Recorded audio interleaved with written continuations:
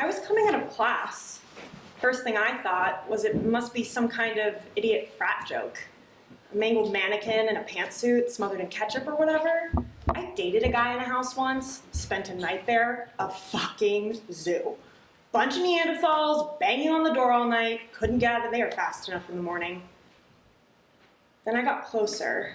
At that point, people were already starting to scream, and don't ask me why, I know you're not supposed to stand there and gawk. I guess I'm like anybody else.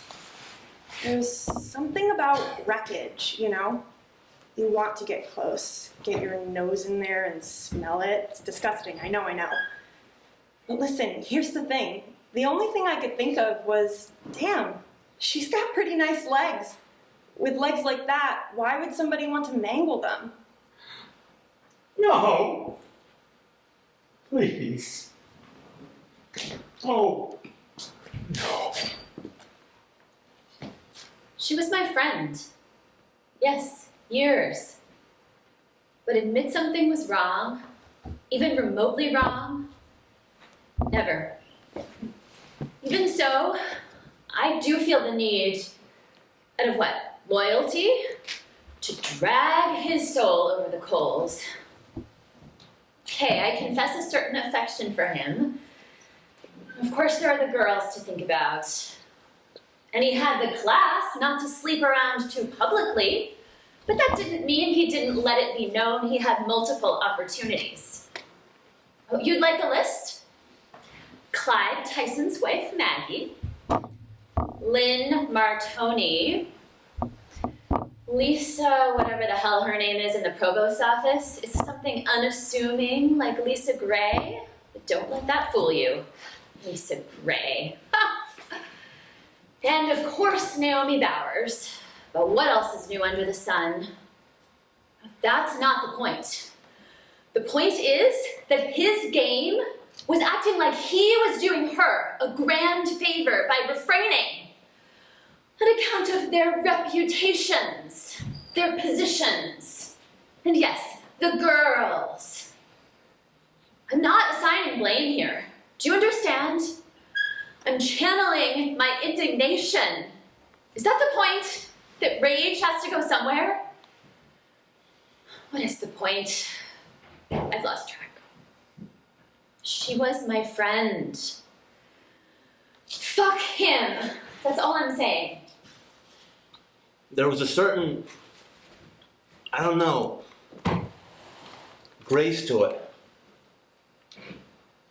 Maybe even dignity to it, Shar. Oh, for Christ's sake, it's not like I got some kick out of it. If I was standing any closer, I'd have shouted, "Hey lady, there's a lot to live for. The sun, the moon, spring rain, babies, deli meat." But she was decisive.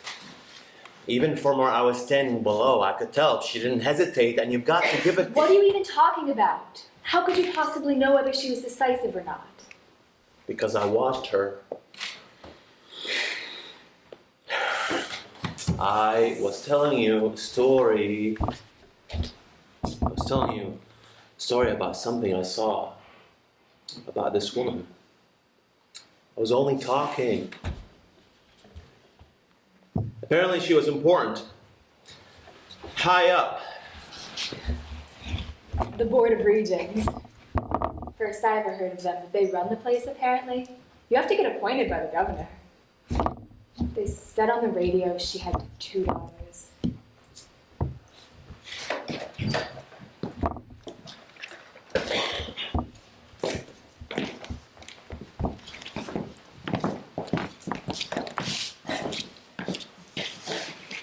I met Sarah at a lecture on William James in New Haven. We both had arrived late, so we had to stand in the back. We kept bumping elbows and apologizing. She wore this little gray hat and her hair peeked out on the sides. The lecture droned on, but I couldn't hear a word. Sarah took notes, though. She scribbled furiously on this little pad, and she raised her leg so that she could write. You have to understand, I had never seen anything so beautiful as the way she took notes on her knee. Richard was older by a few years. They'd waited to have children. Sarah was maybe 38 when Stephanie was born. Tilly was 3 or so years later. Both their careers were in full swing by then. Rising stars at the university. You should have seen them after Steph was born. They used to run around that little arboretum with the kid on their shoulders like barefoot hippies. Still, they were the toast. Murray trusted Sarah and buddied around and drank with Richard. A great match from the university's point of view. God, the two of them were tight-lipped. Good soldiers. Tapped both of them for administration, and because it meant more money, and supposedly, in theory, more time, they took it. Both came out of English. A few years ago, he brought out a book on Pound. Her book on Marianne Moore she never finished. Perhaps the manuscript. It always circles around you. I was 50 yards away, in front of the league. Jesus, Jerry, I'm not saying you could have saved her. Well, what then? I'm saying you're a father. I'm saying she had 2 daughters, and you're babbling about how this person who obviously needed help was decisive. You skew things. You always do. I saw something. It's not like I got a kick out of it. I saw something, this thing, and I want to come home and I want to tell you about this thing that I saw, this terrible thing, yes, but also something that I saw. How's Molly doing today? Fine. Did Mrs. Hans call about the shower? No. Do you want me to go check on Molly? No. Honey, all I said was she didn't hesitate.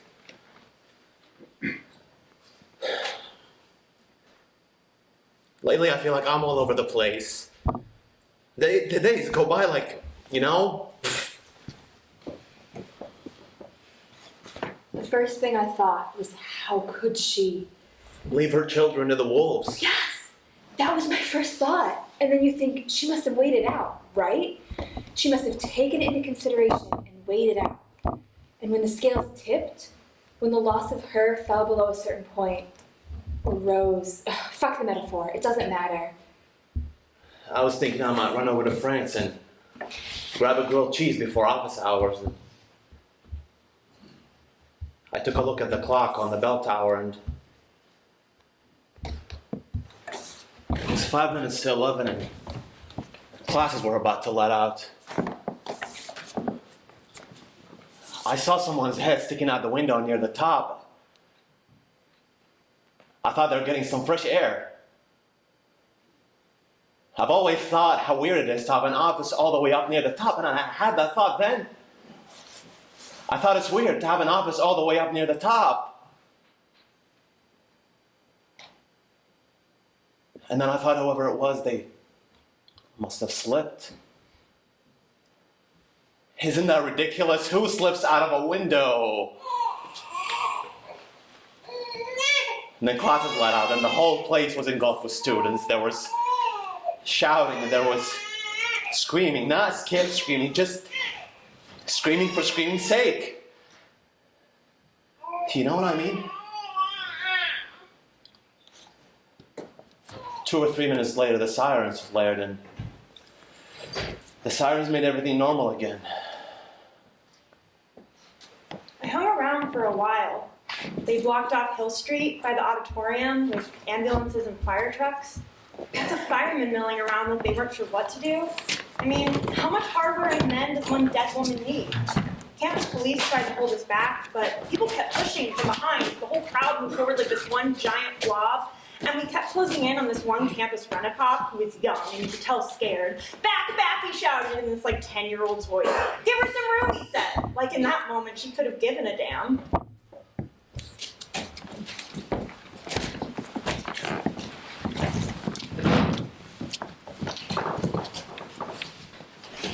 It's impossible to pinpoint, but there was a change the last few years.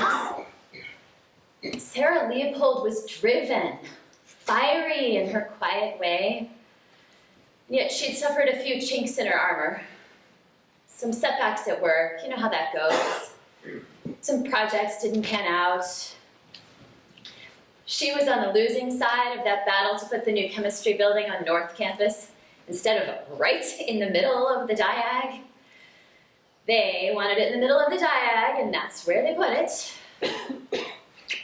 She wasn't a woman to fail, Sarah. God knows, you don't jump out of a window because you lose some stupid battle at work, right? Right? About 6 months ago, I was waiting for her at Moe's, and I watched her cross the street from my seat at the window. You know, the two of us had this little private book club. I'd choose a book from my seminar, and we'd discuss it. It was a good way to prepare for class. All I had to do was listen to Sarah. Anyway, from the window, I watched her bump into a man, or a man bump into her. Either way, it was a jostle. And Sarah dropped the package she was carrying right in the middle of the street. She looked down at the box and clearly didn't know what to do. I don't know what was in it, but I don't think the contents had anything to do with why she didn't pick it up right away. She just stared at it. You should hear Steph talk. 15 going on 35. Why, the other day, she asked me if I thought Markham would be reelected as mayor. And I said, well, he's a Democrat. I always vote for Democrats, so I'll vote for him. And she said, maybe this town needs some new blood. And didn't I think there was too much development? When are we going to be satisfied with what we've built and say enough? We raised an interested human being. And her sister, too, Tilly, she's happy. Well, she does nothing but read from the moment she gets up until the moment she goes to sleep. Little Sarah's. Both of them.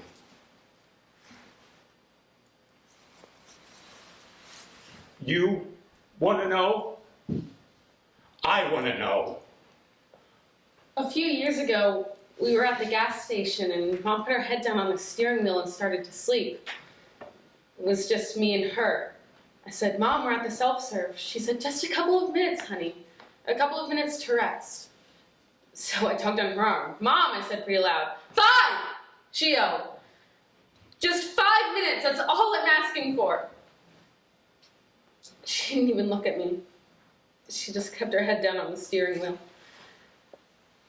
So I got out and started to pump the gas. I tried to press the lever just a little to give her more time. The last time we had sex was 5 months ago. And after, I told her that I still loved her. And she said, no, I didn't. But that was all right. All right, I said. And she said, well, after 27 years of marriage, you can't expect. I said, Sarah. And she said, shh, don't get excited. She could be so aggressively indifferent at times. And the doctors, oh, suddenly there are so many doctors. The children have a doctor, I have a doctor. And my doctor says she was such a master at disguising her own pain that even her husband could not fathom what she might be capable of in a low moment. I nod gravely, knowing they're all liars. You can see the bell tower from my office window. If I had been looking...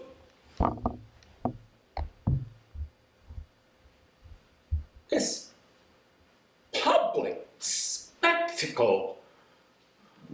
And these doctors swagger around and talk about low moments. Let her cry. After they removed the body, the crowd didn't disperse right away. People lingered, kept staring up at the tower like it was going to tell us something we didn't know. The campus cop, who didn't look like he was about to shit his pants anymore, said the woman had an office up there. Office is up there. You'd be surprised how much space is up there. It's round, but there's a lot of room in the middle, like a lighthouse.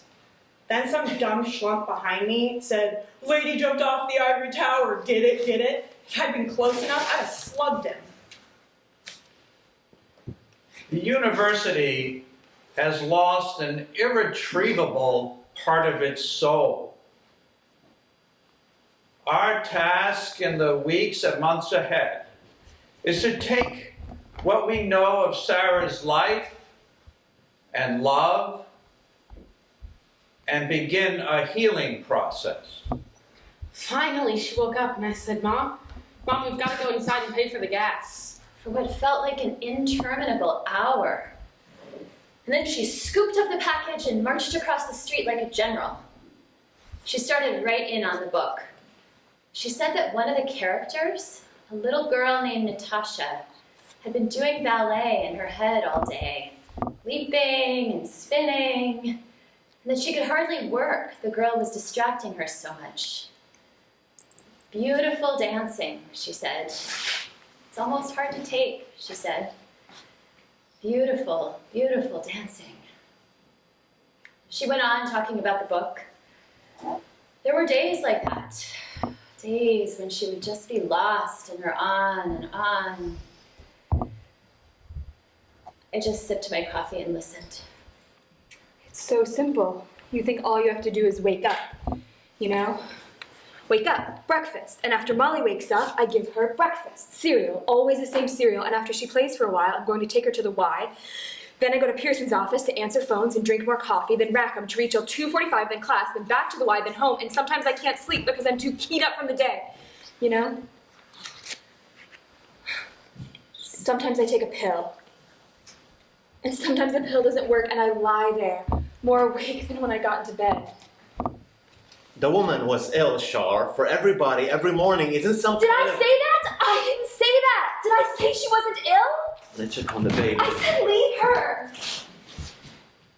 I didn't know what to do with myself after everything was over, so I went to the library. Way up on the 7th floor of the grad, they've got these enclosed carrels where you can just shut the door and be alone. You can touch yourself, fart, pick the hell out of your nose, whatever. It's your world in there. Basically soundproof too. You can sing if you want to. I just put my head down in my bio book and crashed and woke up with an indentation of the binding in my forehead, so I went to the bathroom to check it out. A thick red groove. I went back to the carrel and sat there and waited for the thing to dissolve back into my head. And I'm sitting there, and I have a good view of the bell tower, all narrow and tall and rising. I looked at the tops of the trees in the diag and saw a couple of guys tossing a frisbee. I still felt tired, but I didn't want to go back to sleep again, so I stood up and jumped around. You know, to wake myself up.